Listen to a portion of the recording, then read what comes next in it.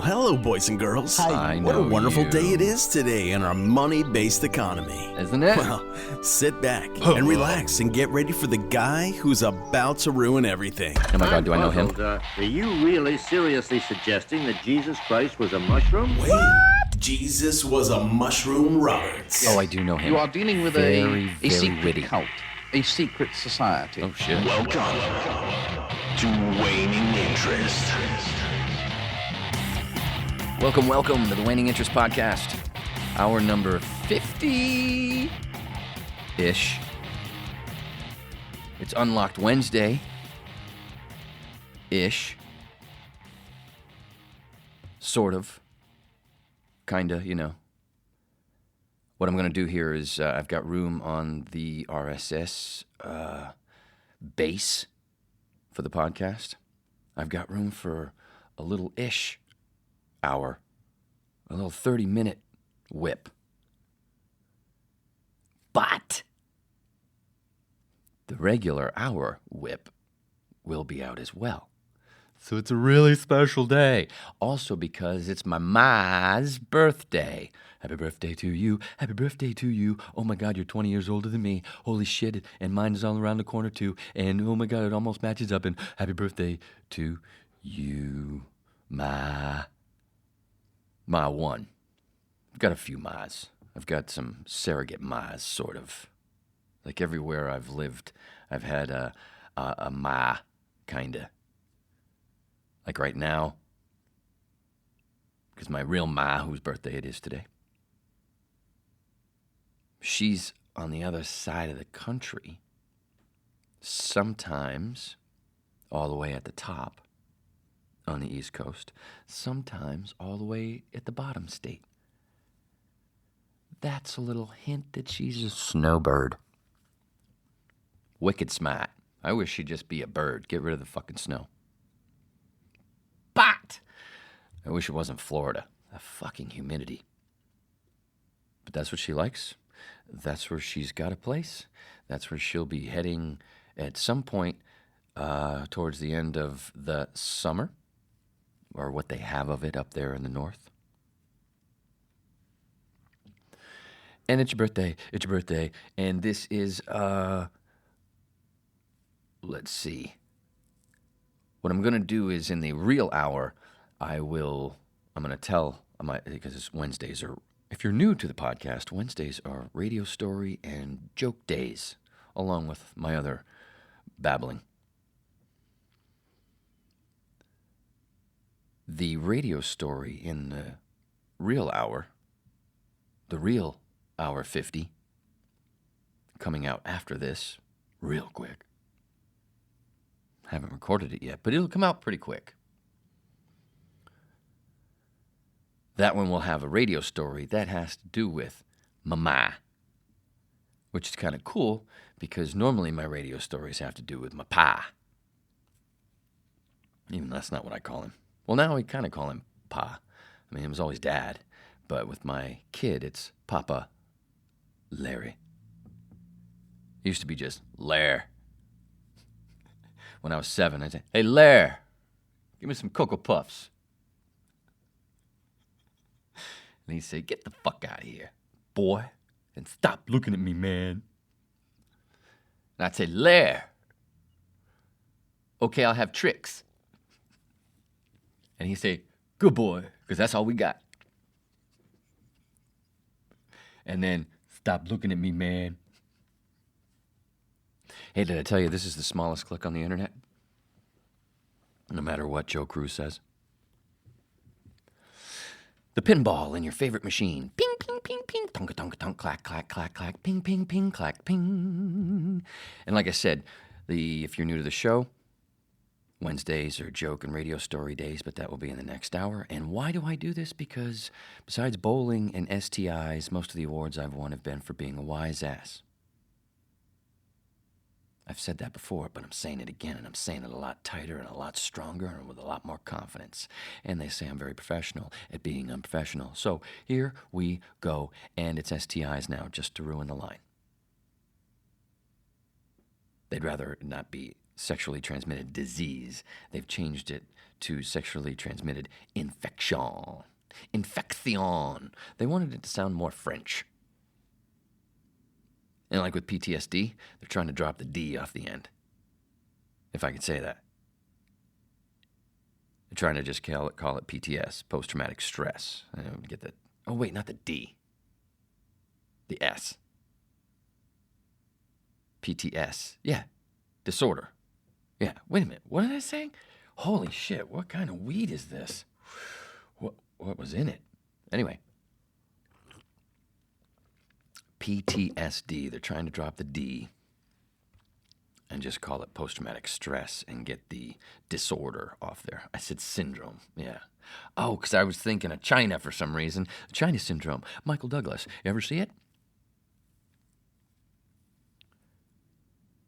That was Joe Cruz you heard on the open. Like I said, you hear him on the front and the back of the promos. That's his little wise ass. So if you want any voice shit, any production shit, hit Joe up. You'll get some quality, obviously. Email waninginterestpodcast@gmail.com. You're probably listening to us from iTunes or Stitcher or YouTube. Subscribe, please, on all of them. Or TuneIn or Google Play or Laughable. How perfect is that? 6.5 minutes in, and how many fucking belly chuckles have you had? Just added another one. Just because of the way I said chuckles. Right? Right. See? I know. I'm not stupid, you know. What day is it? Oh! It's July 31st, 2019. Happy birthday, Ma! You also could be listening on Spotify. Huh? Because of all those free ads that some of those things run, and others, the subs that I don't even know about, like Podcoin or something like that. I don't know. Somebody told me they listen on that. Because of that, we have a Patreon page, if you're new. As little as $2 a month, you could be part of the Waning Interest Podcast Pack and help out with the people's power. What was in that weed? Anyway. I also do a Monday hour and a Friday hour. Monday hour has bowling and acting stories. Fridays are VO stories, voiceover stories, album of the week, and the Friday psychedelic movie / series. It's all fun, just like this. You know what I'm saying? I think you do. So if you're new, don't be so blue. Come sit and stew with Wayness Hugh. Sue. She was blue. What a screw. How about you? Number 2? Ew. How about that, man? I just made that up on the spot. This is some improvisation. Holy shit, this guy's good. Why is he not getting paid big buckets of money to do shit bigger? I don't know. Thank you, Neil. So the actual 50th... What the hell's going on here? I'm just breaking shit. I'm just all over the place. What was in the weed? I'm starting to get scared. And it's kind of funny because what I'm about to talk about just popped into my head like, hey, man, are you headed back there? You'll get that in a second. But what I was about to say before I almost broke my studio, the actual 50th hour that will come out after this, that will also be on iTunes, Stitcher, YouTube, TuneIn, Google Play, Laughable, Spotify. Subscribe, would you? On all of them. Thank you. It helps. Patreon page, $2 a month. You can give more, but only $2 a month, $24 a year. Holy shit, I am a slut, not a whore. Am I right? I'm right. Yep. See? They never lie. Me? Of course, maybe, sometimes. Not really. You'll always know, because I'll always tell you. Not a liar, I'm a goofer. And the reason the whips love me is because of my honesty and my improvisation. Right? Right. See? Never lies. But the actual 50th hour is going to have a nice little surprise, so put it this way. I have to do a little bit of editing. Normally, don't edit. Normally, this is just a bing bang, and it's up. Well, listen through to see if it is to make sure that nothing went wrong with the bouncing out of GarageBand and onto the desktop. Listen through for that, and maybe have to bleep something or whatever if I realize, hey, I didn't want to say their name. Or something else. But other than that, there's no editing. Just got the open, we got the close, it's all set for me to go. I got my donut, I go bing, bang, boom. And yeah, that's how tight I make it. And a lot of that is because of Joe Cruz. Did I tell you, CruzVO.com? But for the 50th hour, I'm putting something special together. I think you're going to enjoy it. I really do. If you're new, you're going to be coming back. I know it. You know why I know? Because I'm a psychonaut. I'm a tripper. You heard it in the open. Jesus was a mushroom. With that, gives you a superpower of seeing or just hoping a little more than usual. People that don't trip. And somehow, sometimes it works. You manifest shit. Like, I hate money. I don't have any. I manifest it. That's how powerful this shit is. Can we move on? Of course we can. Why am I getting a notification from... What? Who fuck what shit piss? If you join... What? Why? I'm not giving them an ad. There's a bleep. What the fuck? Get out of here. Sorry. Back to the program. What? Twitter and Instagram, Wayne Roberts 811 on both. Hashtag the whips, lowercase the, uppercase WIPP, lowercase s. Hashtag Waning Interest Podcast Pack. Hashtag Waning Interest Podcast. And go ahead with the hashtag Waning or Wayne Roberts. Try to bump that director who, just did a movie with Johnny Depp. You know what I mean? Get my face, not even the face, because when I go on Instagram, I don't put really many pictures up there. It's mostly promos for this here podcast. So, use those. Don't make me be the only one. It's getting really boring. So moving on, what we're going to talk about today, I've alluded to it. I've had some jokes about it on Wednesdays past. But I've never gone into the whole story of my time in the psych ward. It just got really exciting, didn't it? I've never gone from the beginning to the end. I've only taken little pieces, and I've always said, I'm going to come back and I'm going to spend some time on it. And I figure, 17 minutes, that's enough. That's embarrassing shit, you know what I'm saying? So a lot of people, what they think, medically speaking, a lot of people close to me assume that I had a manic episode, which is partially true. But like a lot of things in the mainstream, it's left at a black and white thing, and they leave out the nuance when you really talk about it, especially when it's something that's not talked about enough. So it just keeps going past like black and white and like, yeah, whatever, you blow over it. Like I'm trying to think of an example, but I can't right now because what was in that weed? I love callbacks, can you tell? I believe what happened was I had done the most mushrooms that I had ever done before in the year 2012 in is it March? Yes, it was early March in Ojai, in the hot springs, naked. Anyway, there was no sex involved or anything. We're just sitting in the hot springs in the dark, in the woods, in the middle of, we had to go on a dirt road for quite a while before we got there. The mushrooms were kicking in as we were going down the dirt road, and it seemed like forever, and it kind of was. And I tripped with this dude, a younger dude that's a buddy of mine who kind of reminds me of me, 20 years younger, a lot smarter, because he's the information that I didn't start getting into my head until 35-ish has been in his head since he was like 15, so it's like 20 years ahead that way, but younger. And another friend who was older, but reminded me of my past friend, my friend who's passed, Mike Bohan, who was blind. This guy reminded me of him because he kind of talked like him a bit, and they walked similar. Even though this guy wasn't blind, he did have some physicality that made him kind of walk in a way that wasn't completely normal. So it felt like I was tripping with Mike and myself. It was kind of a weird thing. There were other people there too, but you couldn't really see much because it was dark. Anyway, there was a lot of stress. There was a lot of things that had happened to me in the last few years before this, since 2010, where it was just piled on, and I thought I had processed it, and I was just like, okay, there it is. I don't need to. I think I've dealt with it. It's just there, and just keep going.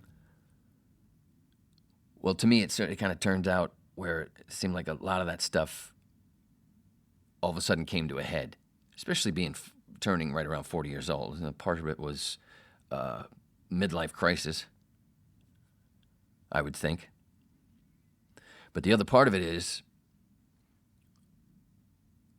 a couple of weeks later, what happened was, and no other drugs, just weed, just like I would be right now. And all of a sudden, this is a couple of weeks, 3 weeks after, 2 or 3 weeks after that mushroom trip in Ojai. All I could feel for the next 2.5, 3 hours, or 3.5 to 4, something like that, it's been 7 years, was what was bliss, is the only thing I could call it, from reading so much Krishnamurti and The Power of Now and Alan Watts and a lot of that stuff, and learning about psychedelics since 2005, but not being a heavy-duty tripper. I still haven't even tripped 25 times in my life, but people think I'm tripping all the time, which is it's silly. But that's how my life has always been. Assumption has always been more than what really is, or it's been bullshit, and the opposite was true. Like in high school, my friends had done cocaine and were heavy-duty marijuana smokers, and I barely smoked pot, but I liked to drink. But if I was completely sober, his parents thought I was on drugs just because I was having fun and laughing and making people laugh. And like, is he on drugs? I'm like, what? Your mother thinks I'm on drugs? You do drugs. I don't. It's been like that. So anyway, where was I? I'm not that much of a tripper, but this was the most I'd ever done and the most spiritual I had done it. But at the same time, I had never really paid as much attention to integration before and after, which is what the shaman is for. And so there was like this pop from the stress, I believe, and ego death. That bliss in more homework that I've done about it. Because when that shit happens to you, you go, whoa, what happened? And you start putting all the things together. You go, okay, this is what they say, this is what this says, this is what this says, this is what's it. How does it meld and make sense? And what lines up? Oh, I experienced like a form of ego death. But I didn't have the integration part. I kind of understood the bliss thing, but I also wasn't cognizant to say, hey, don't talk to anybody. You sound like a fucking nutbag. You think that you can communicate with one letter. Texting through the phone. I had friends texting me going, dude, what are you doing? I was texting them gibberish, thinking that they understood what the fuck I was saying. Yes, it was a part manic episode, but it was also this connection that I felt like the one thought that kept going through my head, seeming like it was probably every couple minutes, but it seemed more that this was happening. It's not just me. This is happening to a whole bunch of people at the same time right now across the world. This connection, this happiness, this what is happening, this nothing was bad. Everything felt connected. It was almost like I kind of saw that green, the Matrix stuff with the numbers and shit. It wasn't exactly that. But a lot of people will say that movie is a heavy-duty psychedelic film. Red pill, blue pill, But to me, it was all about integration. Well, because I sounded a little crazy, understood, and there was a truth thing. It was like this truth button. I could not, I had to tell, it was like it was getting dangerous, I guess. But I was starting to tell too many truths.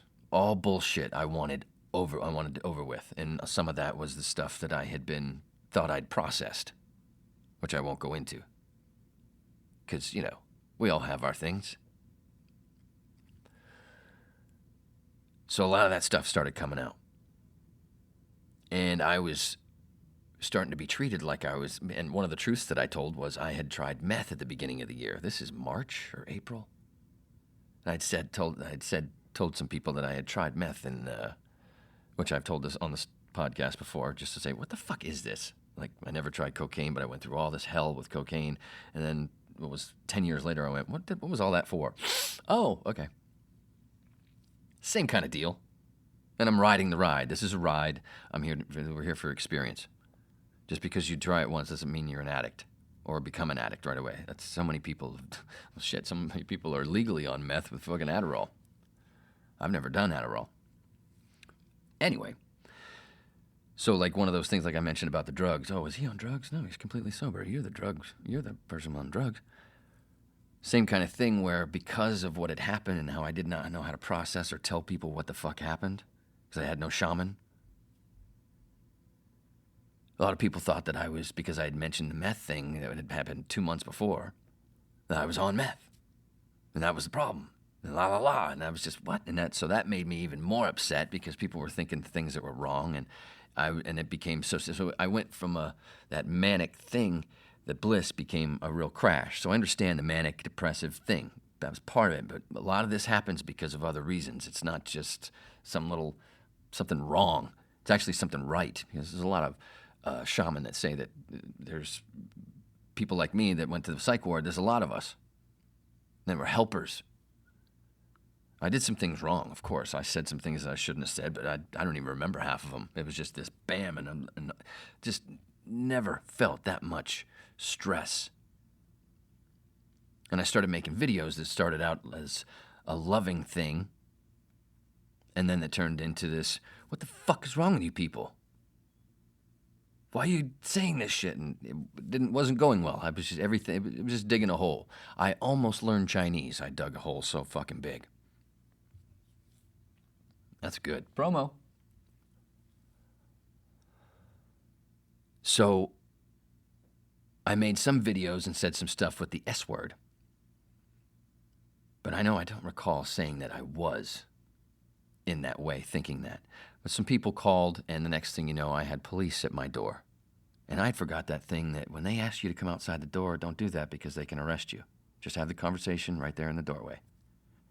As soon as I stepped outside, boom, bang, I was up against the wall, cuffed, stuffed, brought back into my apartment. I'm here with a buddy of mine, and my buddy's going, what are you guys doing? They throw me on my couch, and they start and they're like, oh, is this see pictures of my daughter? Oh, is this your kid? Yeah, you ain't gonna be seeing her for a while, huh? Just being complete dicks for no reason. Treat me like I was a fucking pedophile. It was fucking crazy. This is supposed to be supposedly a suicide call. Anyway, you know what happens? They tell my friend that they're going to arrest him if he doesn't stop asking questions. And his questions are, why are you talking to him that way? This is completely unnecessary. You know those videos that you see, usually with black people getting harassed? It's very similar. And it was right in my own home. So now I'm pissed. The way they brought me out to the car, really rough. I almost blew out my fucking knee. So now I'm really pissed. They stuffed me into the back. Have you ever been in the back of a police car? It's not comfortable, especially when you're cuffed. Now, they're on a supposed suicide call. What do? They don't take me straight to the hospital like the law says. They took me to the substation in North Hollywood and then made me into a little circus show. Bouncing the car while I was trying to relax, close my eyes, shining the flashlights in my eyes. Seriously. Like 6, 7 cops just banging on the car. Like I was in high school with a bunch of punks. It was disgusting. I should sue. Then they finally take me to the psych ward. I don't know why I'm going there. I don't believe I should be there. I'm pissed, but I won't take their drugs. So I don't get out in 72 hours. I have to stay because I won't take their zombie drugs, which aren't going to do anything but make me go, okay, and then throw me right back out into the same problems, which is what they do with everybody.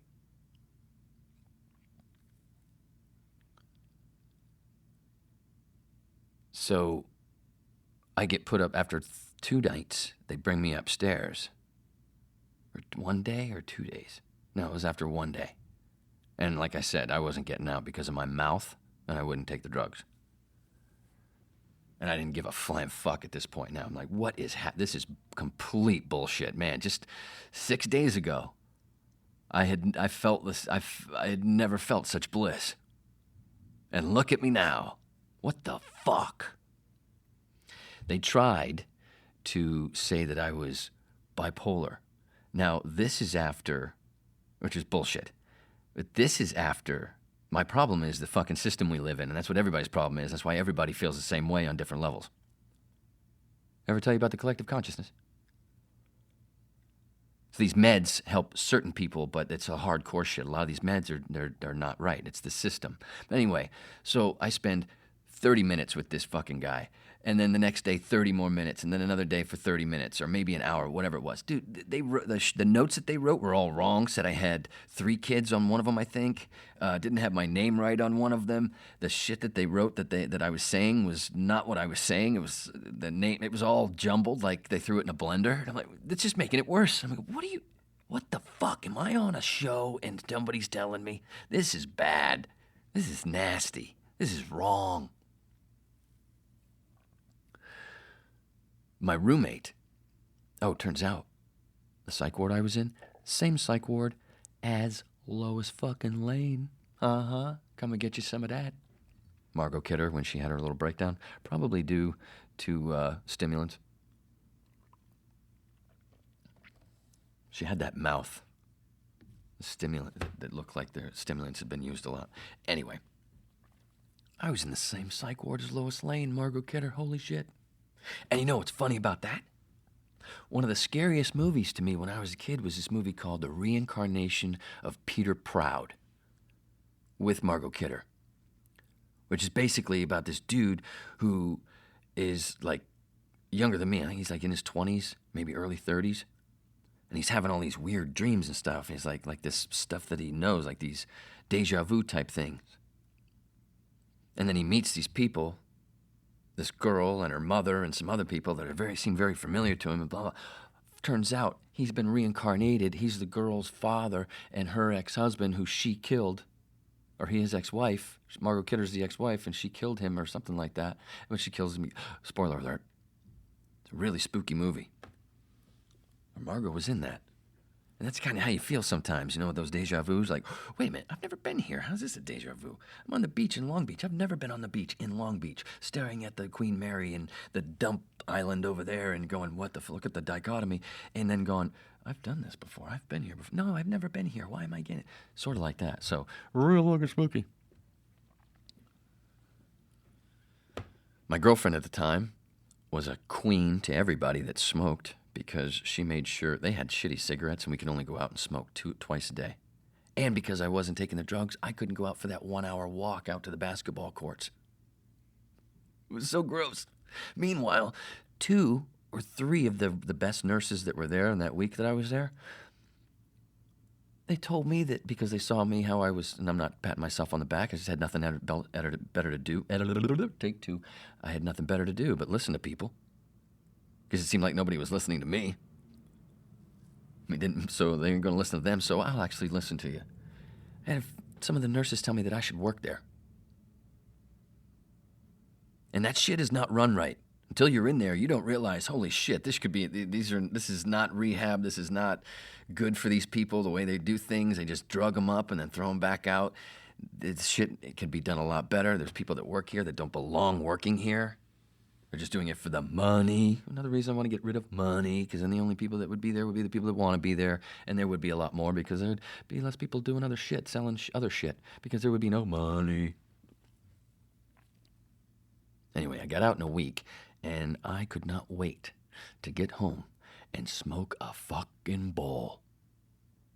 But my girlfriend at the time, like I said, she was the queen because she made sure I had cigarettes, American Spirits. And of course I gave them out. It wasn't like, hey, love me. It was, what the hell is that thing? What are those cigarettes? They smell like, that's like an L&M. Those are the worst. And this podcast is part of recovery, not wanting to do performing for a while after, but it's the second try, of course. The one thing I don't want to quit or put away for a while and come back trying to do it till I'm deed. Watch Redacted tonight. Jimmy Dore Show, Kim Iverson, Kyle Kalinske, Abby Martin. Look for yourself. I'm just here to be a fun, babbling lecturer. Remember Raw Neo, AK1. Sorry, ran long. Had to bump comedian Roseanne Barr. Thanks, Gary. Oh my gosh. That was fun, huh? Daddy loves you.